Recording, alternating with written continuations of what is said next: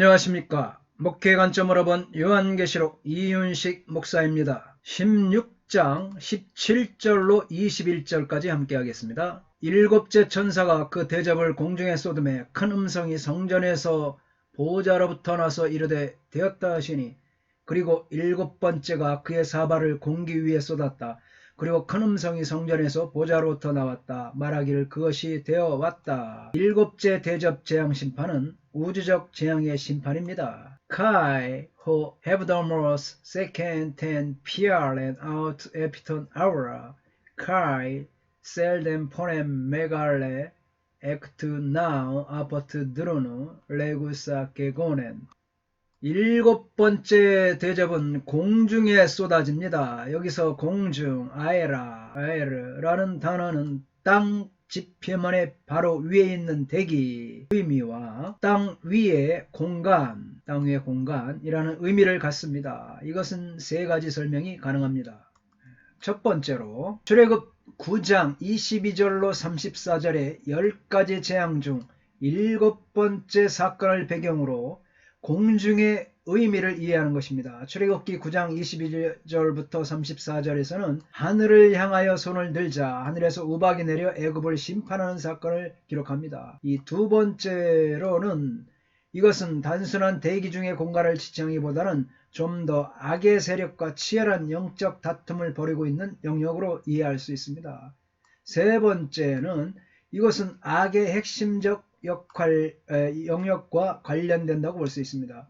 헬라의 고전적 개념으로 아에라는 순수하지 못한 곳, 악한 영의 거처로 인식되었습니다. 큰 음성이 성전에서 보호자로부터 난다. 이것은 대접 심판 전체가 하나님의 절대적인 의지에 의해 시행되고 있음을 더욱 분명하게 밝혀줍니다. 대접 심판은 주로 사탄의 중심을 심판하고 있기 때문에 하나님의 심판 완성을 나타냅니다.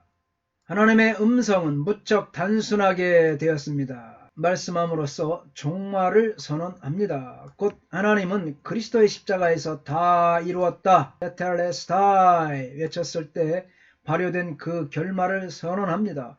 이 선언은 하나님의 심판이 이미 일어났고 우리는 역사의 마지막에 이르렀다는 것을 의미합니다. 계고는 이 의미는 그 일이 일어나거나 실현되는 것과 관련이 되어 있습니다.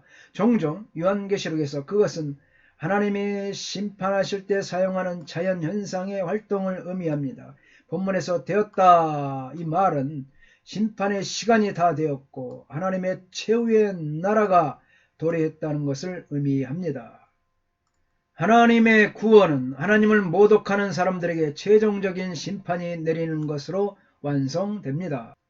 18절 번개와 음성들과 우레소리가 있고 또 큰 지진이 있어 얼마나 큰지 사람이 땅에 있어온 이래로 이 같은 큰 지진이 없었더라. 그리고 번개들과 음성들과 천둥들이 발생했습니다. 그리고 큰 지진이 발생했다. 사람이 땅 위에 생겨났던 것으로부터 발생하지 않았던 것 같은 그렇게 강력한 이렇게 큰 지진이 카이 에게네토 아스트라파이 카이 포나이 카이 브론타이 카이 세이스모스 에게네토 메가스 위오스 에케네도 아프 안드로포스 에게네토 에피테스게스 텔리쿠토스 세이스모스 후토 메가스.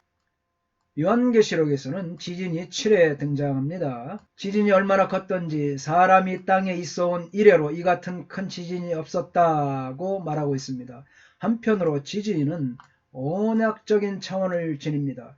신학적으로 말하면 예수님이 오신 것은 새 언약의 우주적인 대지진을 유발하기 위함입니다. 다니엘 12장, 요엘서, 마태복음, 마가복음. 이 말은 예수님의 십자가와 부활은 만유를 변혁시키는 의미의 차원을 지닌다는 것입니다. 할렐루야. 아마도 오늘날로 치면 진도 7에서 8 정도일 것입니다. 지구촌이 이른바 이 불의 고리로 일컫는 환태평양 주산대로 인한 지진과 화산이 연이어 발생하고 있습니다. 지진으로 인한 큰 성은 세 갈래로 갈라지고 여러 나라의 도시들도 무너집니다. 이 묘사는 마지막 날 최후의 심판에서 하나님이 등장하실 때 동반된 무시무시한 지진에 대한 성경의 예언에 따라 구성이 됩니다. 밖에서 스가랴, 히브리서, 할렐루야. 큰 성 바벨론의 멸망이 언급되었는데 이미 14장 8절로 10절에서 언급된 바 있습니다.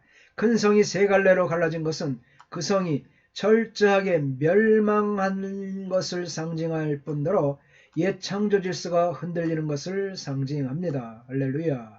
히브리서 12장 26절로 27절 보면 그때는 그 소리가 땅을 진동하였거니와 이제는 약속하여 이르시되 내가 또 한 번 땅만 아니라 하늘도 진동하리라 하셨느니라. 이 또 한 번이라 하심은 진동하지 아니하는 것을 영존하게 하기 위하여 진동할 것을 곧 만드신 것들이 변동될 것을 나타내심이라. 19절입니다. 큰 성이 세 갈래로 갈라지고 만국의 성도들도 무너지니 큰 성 바벨론이 하나님 앞에 기억하신 바 되어 그의 맹렬한 진노의 포도주 잔을 받음에 그리고 큰 도시가 세 부분으로 되었다. 그리고 이방인들의 도시들이 멸망했다. 그리고 큰 바벨론이 하나님 앞에서 기억되었다. 그녀 바벨론에게 그분의 진노의 분노의 포도주의 잔을 주도록 에게네토 폴리스 메갈레 에스트리아 메레카이 하이 홀레스톤 에드논 에페산 카이 바벨론 메갈레 엠네스테 에노피온 투 데우 두나이 아우테토 보리 호텔리온 투 오이노 투 듀무 테스 오르게스 아우투.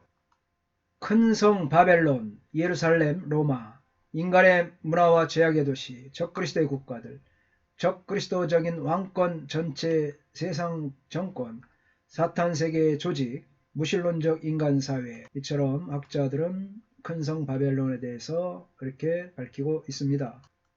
로마 제국 당시 교회 공동체와 본질적으로 적대적 관계를 가지고 있어 종말적 심판의 대상으로 설정됩니다. 그리고 19절에서 만국의 성들도 무너진다고 하여 바벨론과 함께 이 바벨론을 추종하던 만국들도 역시 함께 멸망의 길로 접어들게 됨을 보여줍니다. 바벨론이 하나님 앞에 기억된 바 되었다 이렇게 하는 것은 하나님께서 바벨론의 죄악들을 기억하셨다는 것을 표현하는 유대적 표현 방법입니다. 바벨론의 죄는 하나님을 대적하고 그의 백성을 핍박한 죄입니다. 19절에 그의 맹렬한 진노의 포도주잔을 받음에 이의 장면은 14장 8절 또 10절에 비슷한 최후의 심판 장면을 전개합니다. 14장 8절에 보면 또 다른 천사 곧 둘째가 그 뒤를 따라 말하되 무너졌도다 무너졌도다 큰 성 바벨론이여 모든 나라에게 그의 음행으로 말미암아 진노의 포도주를 먹이던 자로다 하더라. 계시록 14장 10절에 그도 하나님의 진노의 포도주를 마시리니 그 진노의 잔에 섞인 것이 없이 부은 포도주라. 거룩한 천사들 앞과 어린 양 앞에서 불과 유황으로 고난을 받으리니. 나라들을 취하게 만든 바벨론 자신이 스스로 멸망을 초래하여 포도주를 취하도록 마심으로써 하나님의 심판의 손 아래서 똑같은 방법으로 처벌받는 것을 볼 수가 있습니다.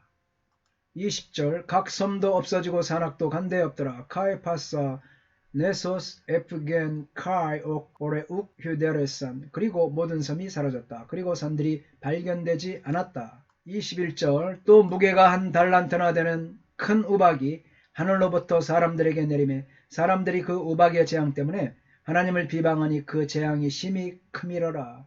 그리고 한 달란트의 무게 같은 큰 우박이 하늘로부터 사람들 위에 내린다. 그리고 사람들이 우박의 재난 때문에 하나님을 비방했다. 왜냐하면 그 재난이 매우 크기 때문이다. 카이 칼라자 메갈레호스 탈란티아이 아타바이네이 에크투 우라누 에피투스 안드로푸스 카이 에블라스페메산 홀 안드로포이 톤데온 에크테스 플레게스 테스 칼라제스 호티 메갈레 에스틴 헤 플레게 아우테스 포드라.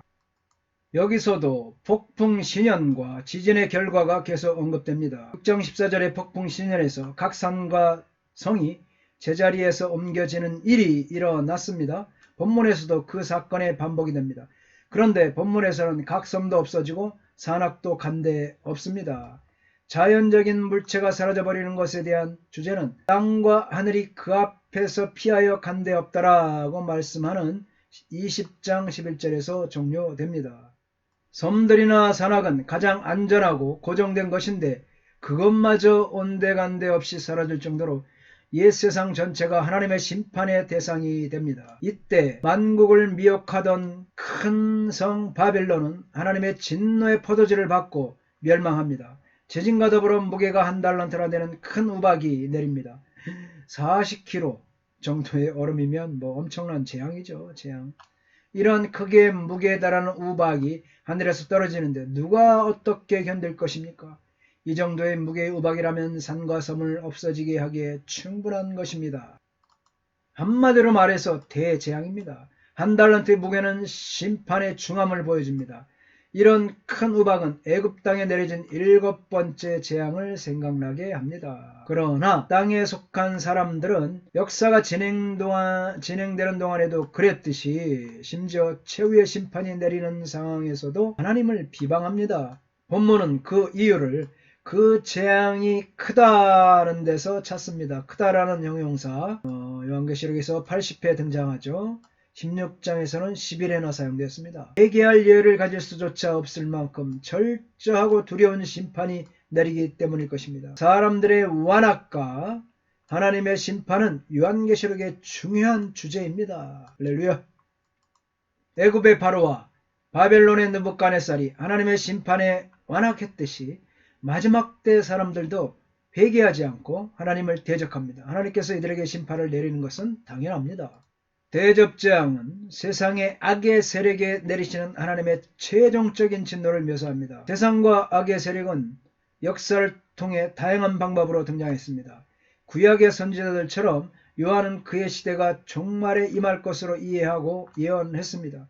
선지자들이 여호와의 날에 있을 궁극적인 심판에 비추어 즉각적인 심판이 임했음을 말했고 요한은 그 궁극적인 심판이 이미 와 있다고 주장. 7 나팔 재앙과 7 대접 재앙의 유사성이 있습니다. 먼저 7 나팔 재앙을 보겠습니다. 대상, 심판의 도구, 결과. 땅에서 피 섞인 우박과 불이 나옵니다. 결과는 땅과 수목의 3분의 1이 불이 타죠. 또 7 대접 재앙을 보면 땅에서 질병이죠. 질병. 심판의 도구는 질병입니다. 그 결과는 짐승을 경배하는 자들에게 헌대가 생깁니다. 16장 2절. 바다를 보면 불붙는 큰 산과 같은 것이 피로 변했죠. 바다에 있는 생물들과 배들의 3분의 1이 소멸됩니다. 8장 8절로 9절.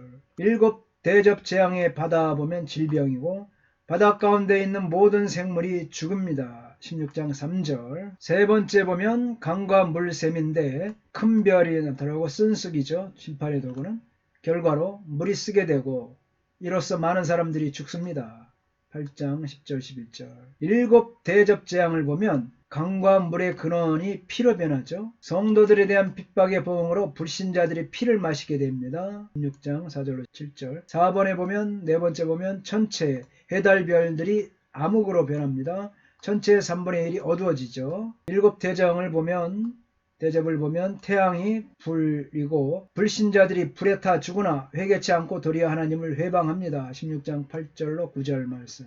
5번째 이 불신자들을 보게 되면 사탄과 황충이죠. 5달 동안 괴롭힘을 당합니다. 죽기를 구하나 죽지 못하죠. 9장 1절로 10절에. 또 6번째 보면 큰 강 유브라데가 보면 네 천사와 마병되죠. 사람들의 3분의 1이 죽음을 당하나 회개치 아니합니다. 9장 13절로 21절. 또 7 대접 재앙을 보면 짐승과 보자, 흑암과 육체적 고통과 질병이 나죠. 결과는 아파서 혀를 깨무나 회개치 않습니다. 16장 1절로 11절. 큰 강 유브라데에 강물이 말라버립니다. 귀신의 영들이 전쟁을 위하여 세상 임금들과 사자들을 모으죠. 16장 12절로 16절 말씀. 7번째 보면 7 나팔 재앙을 보면 하늘이죠. 번개와 음성, 내성, 지진, 큰 우박이 있고 7 대접의 재앙으로 발전되죠. 이게 11장 1절부터 5절 또 19절. 7 대접 재앙을 보면 공기에 이제 퍼지는데 번개, 음성, 내성, 큰 지진, 큰 우박. 결과는 어떻게 되냐? 큰 성 바벨론의 파괴가 되고 우박으로 인해 큰 피해를 당하나 회개하지 않는다. 회개하지 않습니다. 16장 10절로 11절 말씀입니다. 감사합니다. 다음 시간에 계속하겠습니다. 건강하십시오.